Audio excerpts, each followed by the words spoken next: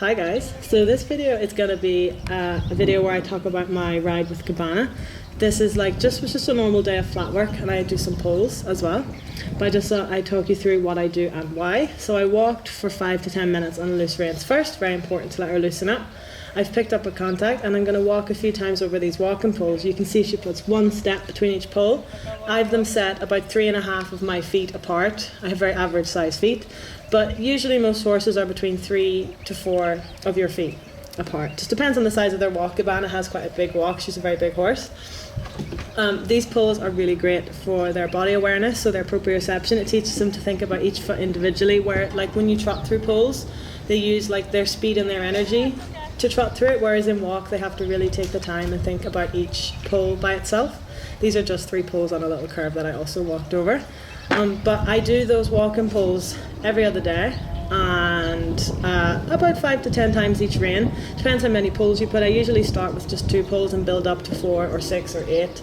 You can see I'm doing a little bit of lateral work with Gabbana here, so a little bit of shoulder in. I did a little bit bringing her quarters in before, just to get her listening to my inside and outside legs. So I had to cut some of the lateral work out because I did not want this video to be like an hour long. So I don't trot Gabbana until I feel, sorry, I'm just trying to get my cat off the desk. I don't trot Gabbana until I feel like she's really like working through her body and walk, and I can do my lateral work, a little bit of shoulder in, a little bit bringing her quarters in before I actually start to do these trot walk transitions.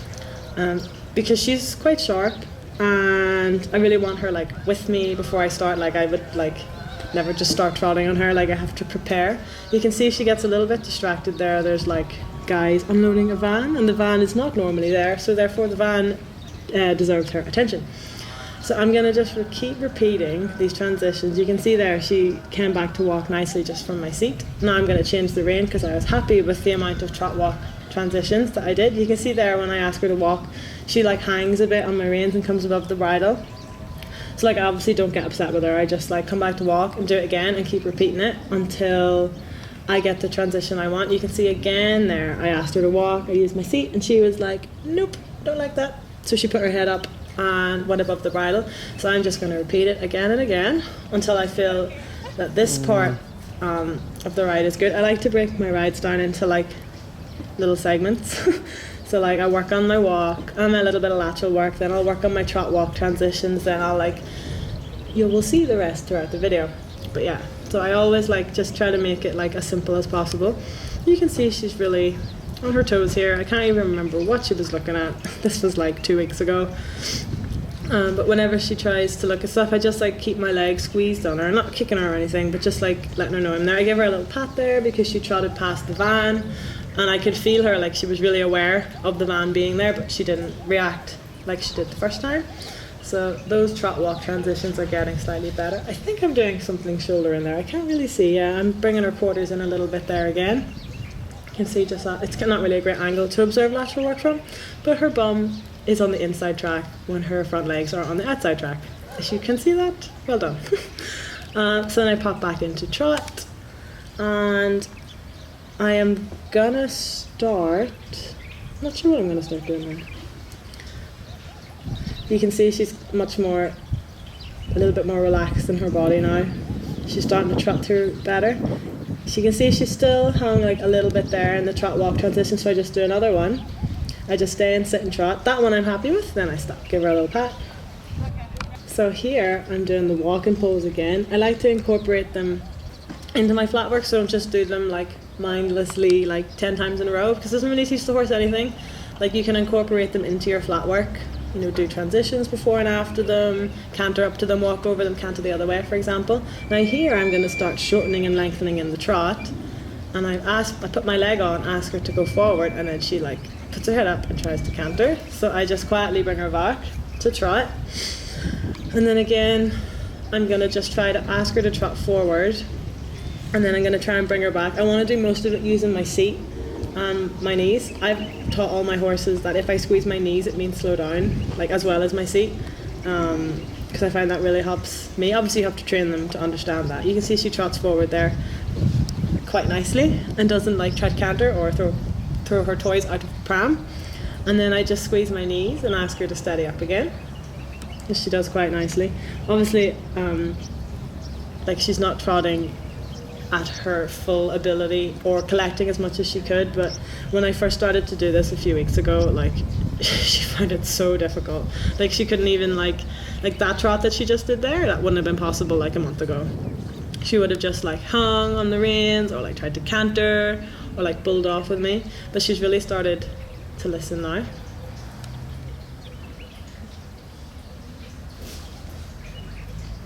And I'm asking her to go forward again. And that actually feels really nice. She's got quite a big trot. Well done, Gabbana. And I always do this shortening and lengthening in the trot because I always want to shorten and lengthen the canter, because as a show jumper, that's probably one of the most important things you need to be able to do, is for your horse to go forward and come back when it is asked to. So if it doesn't work when you're trotting, it's probably not going to work when you're cantering.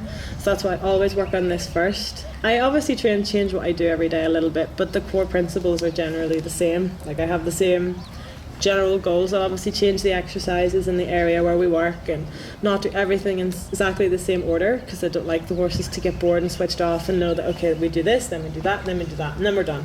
I don't really like that. I like her to not know what we're going to do. Keeps her fresh in her brain.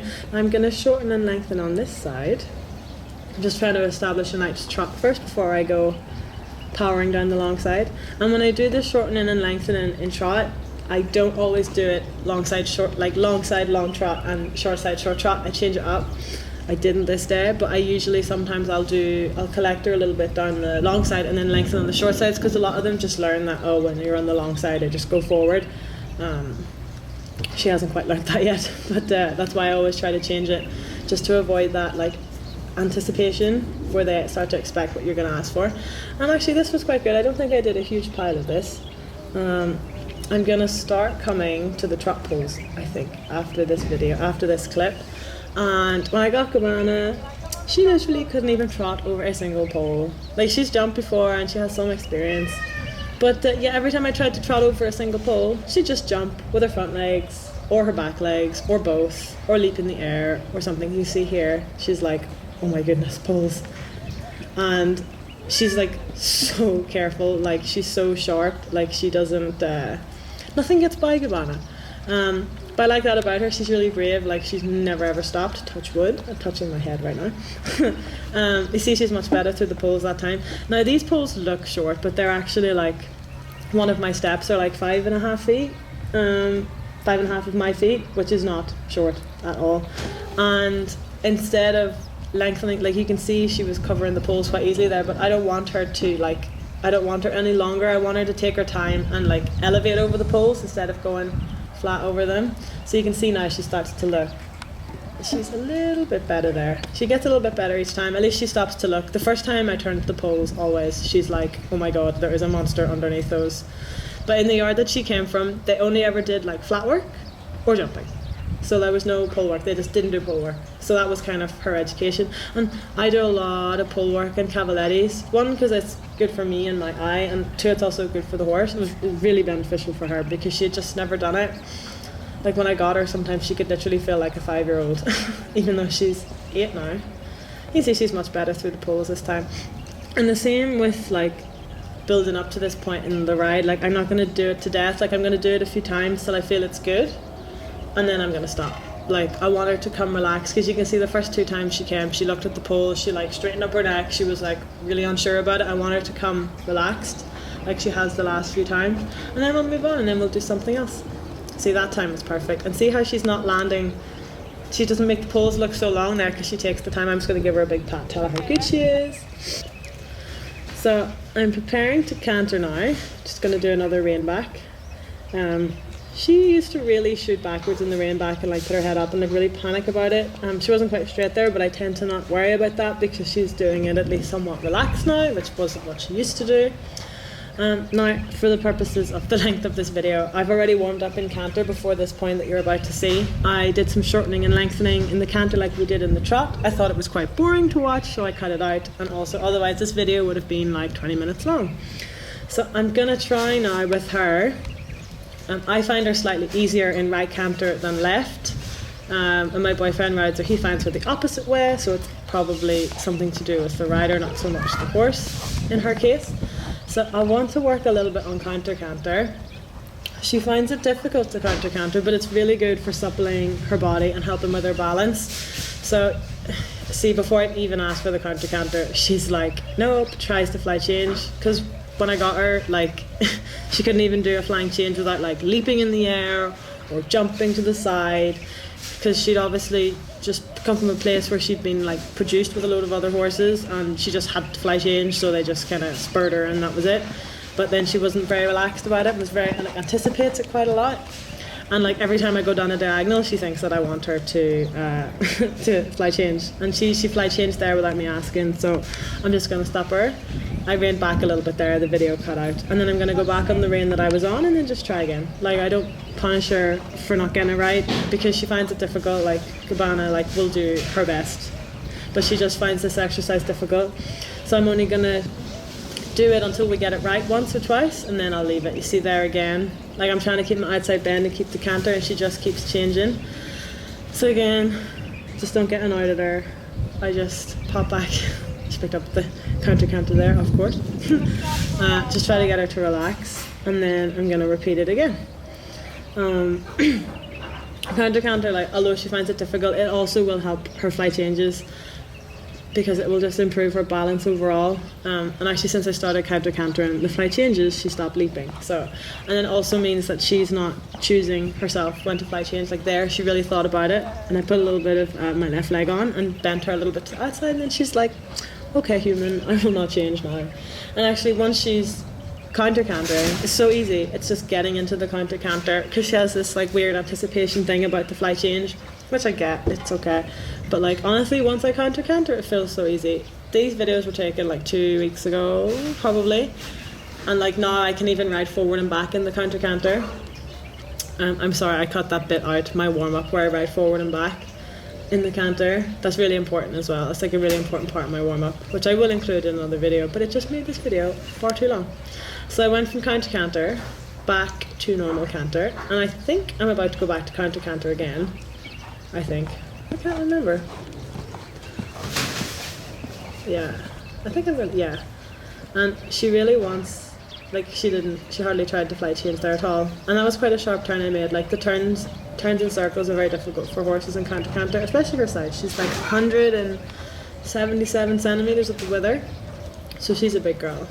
You can see there, like, I'm so happy with her here, because she's just like done exactly what I asked. Like, she didn't understand in the beginning, she wanted to try, and I never fly change out of the counter-canter on her. I always just come back to trot, because it's just what she needs right now.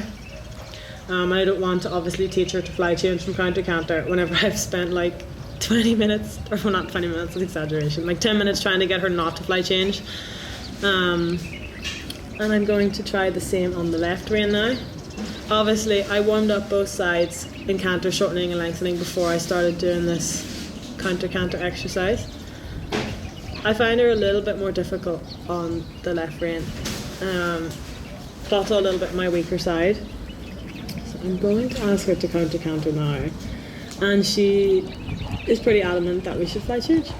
And you can see I'm trying to bend her a little bit outside, and then she just changes herself. So I just stop her again, and just repeat it again. No point getting annoyed at her, because it's just hard for her.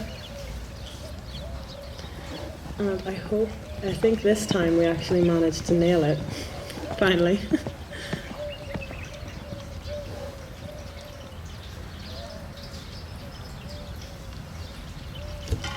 So yeah, once she's actually in the counter-canter, she actually doesn't find it that difficult. It's just the anticipation of the flying changes that really like get her worried. So just trying to teach her not to be worried about those kind of things. But yeah, counter-canter is, I feel, is really beneficial for her. She feels a lot more balanced when I go back to cantering on the quote-unquote correct lead after I've counter-cantered. And then I'm gonna come across diagonal again and just canter on the correct lead, just to give her a little break, and then I'm going to go to counter-canter one more time, and then I think I leave it there with her for that ride. I just trot her off on loose reins. I'll also put that in for you guys to see. One thing I did forget to mention about counter-cantering with her, as you can see in this video, I'm trying to purposefully change direction in canter. I can actually pick up canter on the centre line and turn whichever way I need to. It's kind of cheating now, because the point is to help my fly change and make her wait for my aid. So that's why I've done it slightly more difficultly by going along the diagonal. Just thought I should explain that. And then to finish, I just trot her off on some loose reins. You can see she has a little look at something out there, as always. I just like to do this first of all, to let her body recover. She worked quite hard. You can see she's got some sweat on her. It wasn't that hot that day. I think she just actually had to like use herself. And she found the counter-canter a little bit hard, so she sweated up. But just to let her stretch out her back and to cool off, just so she doesn't go from like cantering just to walking again. I like to trot off just for a round or two each way, and just to let her stretch. You can see she likes to stretch her nose down and open up her back. I warm Urano up like this, but I don't warm her up like that, because it just doesn't work for her, and she would be so spooky and probably try to kill me if I warmed up like this. So yeah, it's just a little bit different for every horse. Hope you enjoyed this video.